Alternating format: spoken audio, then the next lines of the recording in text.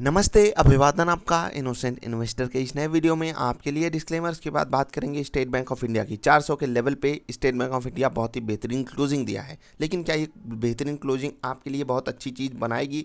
हम उसको डिकोड करने की कोशिश करेंगे और कुछ सवालों का जवाब आपको यहाँ पर देंगे। बहुत से लोगों की मतलब एक होता है ना कि एक लिमिट होती है, उस लिमिट के ऊपर एक क्वेरी गई है कि सर मतलब हमको बड़े बड़े टारगेट दिए जा रहे हैं, मतलब 600, ठीक है, 800, इवन 1000 तक के भी टारगेट दिए जा रहे हैं। ये कमाल की बातें कही जा रही हैं स्टेट बैंक ऑफ इंडिया के लिए, और बहुत बड़े बड़े लोगों का नाम है, बहुत बड़े बड़े ब्रोकर्स का नाम है, बहुत बड़े बड़े मुखौटों का नाम है, जो आपको बता रहे हैं कि भाई साहब स्टेट बैंक ऑफ इंडिया में आपके लिए बड़ा बड़ा टारगेट अवेलेबल है। तो इस पर काफ़ी ज़्यादा क्वेरीज आई हैं और वीडियो की रिक्वेस्ट की गई है, तो हम आपके लिए हाजिर हैं। एक एक चीज़ समझाएंगे आपको। ठीक, आगे बढ़ने से पहले एक चीज़ मैं आपको बताना चाहूँगा कि जब आप एक स्टॉक बाई करते हो, ठीक है, आप उसके ओनर बन जाते हो। ओनर बनने का मतलब है कि अब इसके खिलाफ, आपके स्टॉक के खिलाफ, जो भी आपका स्टॉक है उसके खिलाफ जो भी बात करेगा वो आपका एनिमी टाइप, ठीक है, आपकी उससे फ्रस्ट्रेशन जाहिर हो जाएगी अगर वो उसके खिलाफ कुछ बोल दे। आप अगर किसी भी चीज़ के ओनर हो, मैं बोल दूं भाई साहब आपका मोबाइल बिल्कुल 2 कौड़ी का है, रद्दी है, आप 1 लाख का मोबाइल खरीदे, एकदम रद्दी है, उसमें आप ब्लूटूथ भी नहीं यूज कर सकते। अगर मैं इस तरीके की आपको चीज़ें बोल दूं, आपको एकदम बुरी टाइप की फीलिंग आएगी ना। आप भले 1 लाख खर्च किए हो, भले आपका मोबाइल टॉप नॉच हो, आप सब जानते हो उसकी क्वालिटी, अगर मैंने ऐसा बोला आपको बुरा लगेगा। आप 50 रुपए की सब्जी खरीद के लाओ, कोई घर वाला कह दिया अरे इसमें तो मतलब कुछ भी हुआ है, टेढ़ी है, मेढ़ी है, या कुछ भी होता होगा आपके साथ, तो भी आपको बुरा फील हो जाता होगा, क्योंकि आपको लगा कि आपने बाई करके उसकी ओनरशिप ली, और ओनरशिप लेने के बाद सामने वाला बंदा आपको बोल रहा है ये बुरी चीज़ है। अब यहाँ पर सोचिए कि हम जैसे लोगों के लिए कितना बड़ा रिस्क होता है। बहुत ध्यान से सुनिएगा मैं जो बता रहा हूँ, और इस थिन लाइन को जो पकड़ेगा वही समझ पाएगा कि इस सोशल मीडिया प्लेटफॉर्म पे, इस टीवी वाले प्लेटफॉर्म पे किसी भी स्टॉक के खिलाफ बातें क्यों नहीं की जाती। पहले इसको समझ लीजिए, मैं आगे बढ़ूंगा। अब सोचिए कि अगर मैं स्टेट बैंक ऑफ इंडिया के खिलाफ आकर बोल दूंगा, आप में से ही 95% लोग मुझे गाली दोगे, क्योंकि ये सच्चाई सिर्फ 5% लोगों से पचती है, 95% लोगों से नहीं पचती है। और जो लोग देख रहे हो मैं उनमें से बात कर रहा हूँ। हो सकता है आप ही जो सुन रहे हो ना, हो सकता है आप ही को बहुत बुरा फील हो रहा हो कि मैं स्टेट बैंक ऑफ इंडिया के लिए बुरा बोल रहा हूँ, लेकिन ये स्टॉक मार्केट है भाई साहब, यहाँ पैसा कमाने आए हो, यहाँ मीठी बातें सुनने आओगे तो तबाह होगे। ये मतलब इसके लिए पूरा प्रमाण है आपके लिए। पीछे पीछे की कहानी जाकर जांचा कीजिए। जिस जिस स्टॉक के लिए मीठी बोली बोली गई वही स्टॉक आपको बर्बाद कर दिया।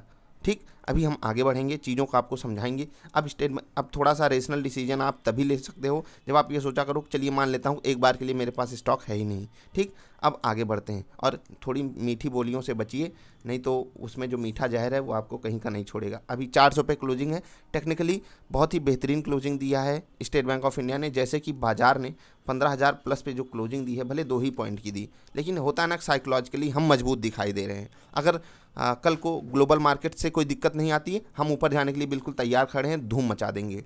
वही हाल स्टेट बैंक ऑफ इंडिया की का है टेक्निकल लेवल्स पे। अब फंडामेंटल में आता हूँ, जहाँ पर आपको टारगेट दिए जा रहे हैं। और याद रखिएगा, अगर कोई कह रहा है कि स्टेट बैंक ऑफ इंडिया आप 400 पे लेने को मना कर रहे हो, ऊपर गया, मान लेते हैं 460 तक गया या 500 तक गया, ठीक है, हम वहाँ पर अगर सेल करके वापस बेच कर आ गए, मतलब हमने सेल कर दिया, तो हम आपको तकलीफ़ क्या है, ये ऊपर जा सकता है, हम इसलिए बाई कर रहे हैं। तो भाई मैं यहाँ पर ट्रेडर्स की बात नहीं कर रहा हूँ, और ट्रेडर्स के लिए कोई भी रेट बुरा अच्छा नहीं होता है। अगर आप एक ट्रेडर हो, चाहे आप स्विंग ट्रेड करते हो, चाहे आप इंट्राडे ट्रेड करते हो, आपके लिए रेट से कोई मतलब ही नहीं है। आपको बस सपोर्ट रेजिस्टेंस ढूंढना है, प्राइस एक्शन ढूंढना है, आपको ट्रेड लेना है एक ट्रेंडिंग स्टॉक पर। स्टेट बैंक ऑफ इंडिया चाहे अप साइड जाए चाहे डाउन साइड जाए, आप ट्रेड ले सकते हो। लेकिन एक इन्वेस्टर का फ़ायदा कब होता है, जब उसका स्टॉक ऊपर जाए, और मतलब उस फेज़ उस तरीके से जाए ऊपर जिस तरीके से वो चाह रहा था। जैसे कि मैंने स्टेट बैंक ऑफ इंडिया अगर 400 पे लेना है, आपको ही लेना है, तो आप ये सोचोगे ये 500 चला जाएगा 6 महीने के अंदर।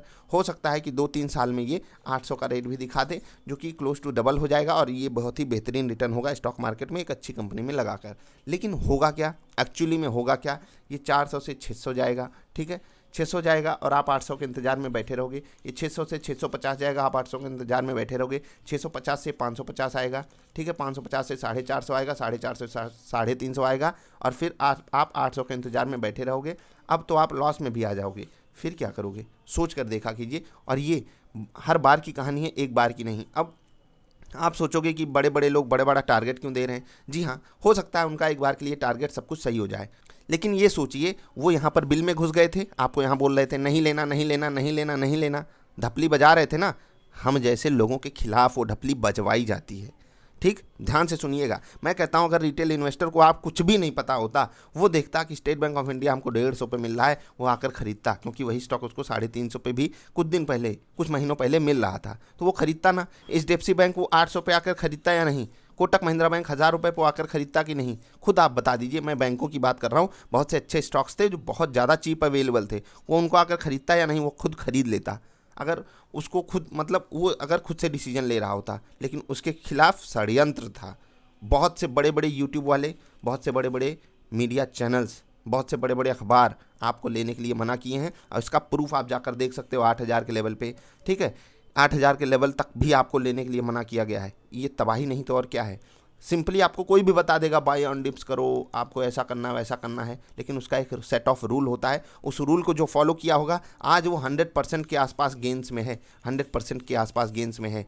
लेकिन जो नहीं फॉलो किया होगा वो क्या, वो तो मतलब लॉस ही में रहेगा ना। लेकिन यहाँ पर आपको कोई नहीं बताएगा कि स्टेट बैंक ऑफ इंडिया लेना है या इससे पहले, आपको यहाँ बताया जाएगा लेना है। क्यों बताया जाएगा? क्योंकि यहाँ पर बड़े प्लेयर्स को अपना माल अब बेचने का समय आ गया है।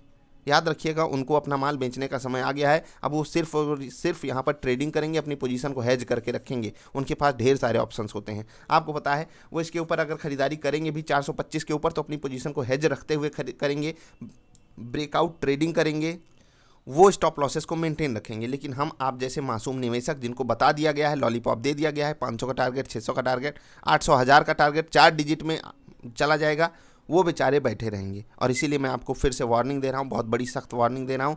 स्टेट बैंक ऑफ इंडिया हो या कोई भी पीएसयू स्टॉक हो, बहुत ज़्यादा रिसर्च की ज़रूरत है। स्टॉक बुरा नहीं है, इसके ऊपर जो प्रेशर डाला जाता है वो चीज़ इसको बुरा बना देती है। जैसे कि मैं आपको बता दूं कि भाई साहब ये मेरा घोड़ा है, चलो मान लेना कि ये एक घोड़ा है, ठीक है, ये मेरा घोड़ा है और ये बहुत तेज़ दौड़ता है। ठीक, अब मैंने इसको दूसरे घोड़े से कंपैरिजन में डाल दिया है, ये भी एक घोड़ा है, ये भी तेज़ दौड़ता है। आप मेरे घोड़े पैसा लगाइए क्योंकि इसकी रफ्तार 50 है, आप इस घोड़े पैसा लगाइए क्योंकि इसकी रफ्तार 45 है। अब इसकी रफ्तार 50 है, जब ये खाली है, अब मैंने इसके ऊपर 5 बोझा लाद दिया। ठीक है, 5 बोझा अगर मैंने इसके ऊपर लाद दिया, हो सकता है इसकी रफ्तार 30 हो जाए। और फिर अगर आप इसके ऊपर पैसा लगाओगे, आप बहुत ज़्यादा चांसेस हैं कि आप हारोगे ही हारोगे। आप दूसरे घोड़े पैसा लगा लो जो 45 की रफ्तार में दौड़ेगा, उसके ऊपर बोझ नहीं है। तो स्टेट बैंक ऑफ इंडिया के ऊपर कौन सा बोझ है? सरकार का बोझ है।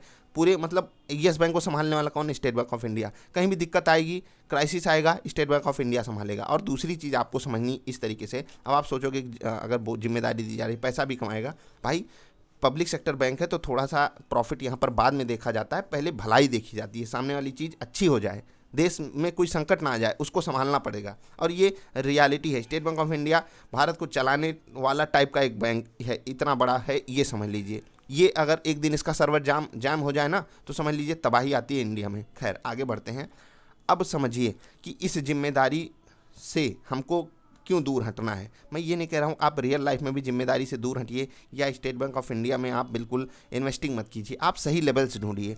ये लेवल तो नहीं है अभी, जिस हिसाब से रिजल्ट आया है, ये लेवल तो नहीं है इन्वेस्टिंग का। ठीक, याद रखिएगा, ये लेवल तो बिल्कुल नहीं है इन्वेस्टिंग का। ट्रेडिंग का लेवल हो सकता है, वो मैं आपको इंट्राडे वाली वीडियोज़ में समझाता रहता हूँ। और ये वीडियो इतनी डिटेल में इसलिए मैं बना रहा हूँ कि आपके लिए सैटरडे संडे एनालाइज करने का मौका है।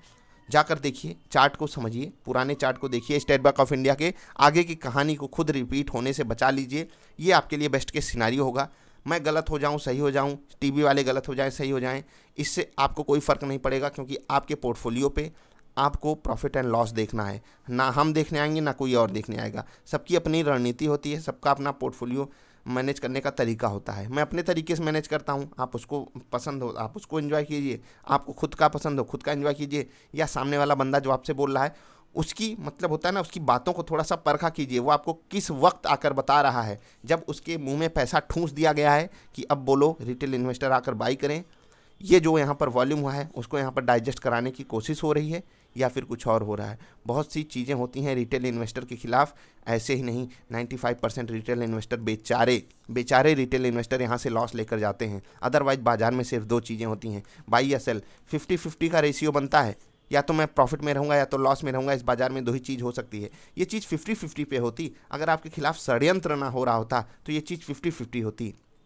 क्योंकि आपके खिलाफ षड्यंत्र है, क्योंकि आप लालची बन जाते हो, क्योंकि आप ग्रीडी बन जाते हो, ये चीज़ बड़ी खतरनाक है। क्योंकि आपको गलत, मतलब इस वक्त डरा दिया जाएगा और इस वक्त बहुत कॉन्फिडेंस दिया जाएगा। कौन देता है ये कॉन्फिडेंस, कौन डराता है यहाँ पर आपको डराने वाला कौन, यहाँ पर आपको कॉन्फिडेंस देने वाला कौन, इसको जो समझ गया वो इस बाज़ार में लंबा टेकेगा, उसको कोई पछाड़ नहीं सकता। वो हो सकता है कि 1-2 महीने, 4 महीने, 6 महीने पैसा ना बनाए, लेकिन वो जब बनाएगा ना, जैसे कि मैंने आपसे कहा, बहुत से स्टॉक्स के केस में कहा है कि जो पिछले 3 साल 4 साल से फंड लगाया होगा वो कभी उतना नहीं कमा पाएगा जो पिछले 6 महीने में आकर पैसा लगाया। जो पिछले 6 महीने में आकर पैसा लगाया उसका रिटर्न 100% के आसपास है। इसका प्रूफ आप जाकर देख सकते हो। जो हमारी उस वक्त की वीडियोस थी जब मैं आपको स्टॉक्स बताता था, बहुत तगड़े से स्टॉक भागे हैं, कोई 70%, कोई 80%, कोई 90%।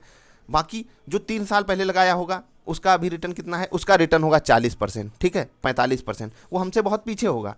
और इसीलिए मैं आपको कहता हूँ इस 6 महीने के लिए आपको बहुत सारी रिसर्च करनी पड़ेगी, बहुत सारा समय देना पड़ेगा। और किसी के डर, कोई आकर आपको डराने लगे, गलत समय पे आके डराने लगे, तो समझ लेना कि वो फ्रॉड कर रहा है। और अगर कोई बड़ा चेहरा हो तो समझ लीजिएगा ठूंस दिया गया उसके, अगर ये उसका मुंह है ना, इसमें ढेर सारे पैसे ठूंसे गए हैं, ठूंसे जाते हैं। मैं किसी को कुछ भड़का नहीं रहा हूँ, और ये कितना यहाँ पर सच है, कितना मेरे पास प्रूफ है, ये भी मैं आपको बिल्कुल देने का वादा भी नहीं कर सकता। मैं एक बात बोल रहा हूँ, आप ये चीज़ सोच लिया कीजिए कि ऐसा होता है, क्योंकि इसका प्रमाण हमारे सामने है कि जब जब रिटेल इन्वेस्टर के खिलाफ ये षड्यंत्र रचा जाता है, स्टॉक गिरता है, गिरता है, गिरता है। भले थोड़ा सा ऊपर जाकर गिरे, क्योंकि उसको एक कॉन्फिडेंस की ज़रूरत होती है ना कि हाँ भाई साहब ऊपर जा रहा है, ऊपर जाएगा, फिर वो नीचे और लेगा, एवरेज करेगा, और फिर जब ब्रेकडाउन होता है फिर आपको पता है क्या कहानी बनती है।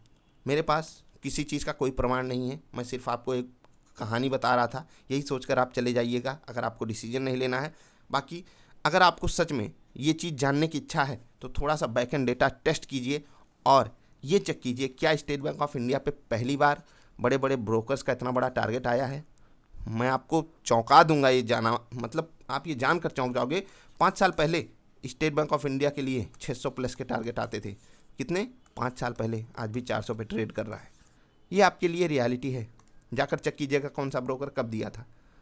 और हाँ, थोड़ा सा ना, जो लोग मीठा बोलते हैं उनसे अलर्ट हो जाइए। अदरवाइज हमारे लिए बहुत आसान है भाई साहब मीठा बोल देना, और वहाँ पर खूब आप दबा कर लाइक भी करते हो, और वो ऐसा कंटेंट आप सबको पसंद भी आता है। आई डोंट नो कि आपको पैसे कमाने हैं इस बाज़ार में आकर या मीठी बोली सुननी है। मैं इसी चीज़ से दंग रह जाता हूँ, रिटेल इन्वेस्टर यहाँ करने क्या आया है। अबे मीठी बोली सुननी हो भाई साहब, मैं सच में बहुत ज़्यादा फ्रस्ट्रेटेड होता हूँ इस चीज़ से। अगर मीठी बोली सुननी है तो कहीं और चले जाओ, पैसा कमाना है। कभी मीठा बोलने वाला आपको पैसा कमवा ही नहीं सकता। मैं ये नहीं कह रहा हूँ कि मीठा बोलने वाले सब बुरे हैं, वो एक्चुअली आप उस मीठे बोलने वाले के चक्कर में मत पड़ जाइएगा। कोई आपसे प्रेम से बोल रहा है, मीठा बोलना का मतलब है उसका अपना स्वार्थ उसमें छुपा हुआ है, समझा कीजिएगा। हम मिलेंगे फिर से, और थोड़ी सी अगर ज़ुबान कड़वी लगी उसके लिए माफ़ी तो नहीं मांगेंगे, लेकिन एक चीज़ कहते हैं कि आप अब हमारी वीडियोज़ को मत देखा कीजिए, क्योंकि ये आपके लिए सूटेबल नहीं है। फिर मिलेंगे फिर से। वीडियो पसंद आई तो लाइक कर देना। Bye bye.